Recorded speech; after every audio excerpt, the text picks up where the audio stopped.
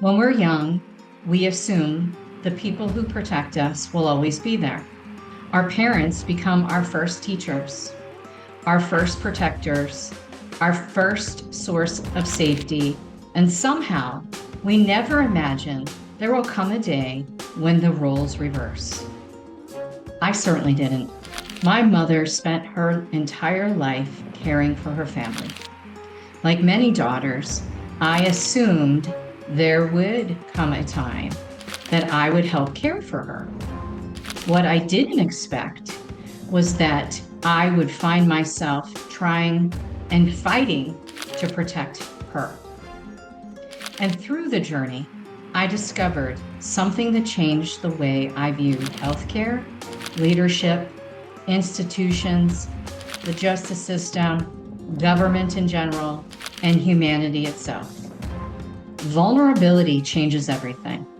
We often assume systems are designed to protect vulnerable people.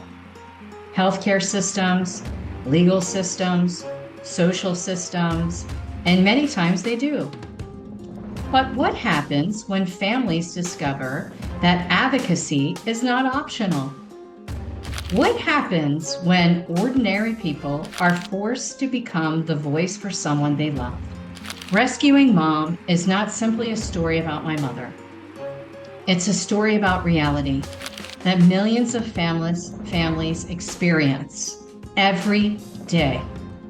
Aging, caregiving, fear, responsibility, and the realization that protecting human dignity often requires courage. The lesson I learned wasn't that my mother needed rescuing. The lesson was that advocacy is one of the highest forms of love, and that every family will eventually face some version of this question. Who will speak when someone vulnerable can no longer speak for themselves? Because aging is not someone else's story. Vulnerability is not someone else's challenge. It's part of the human experience. And we respond to that reality. And the way that we respond to that reality says everything about who we are. My name is Christina DiArcangelo, and I became my mother's advocate. It taught me that protecting human dignity isn't a healthcare issue.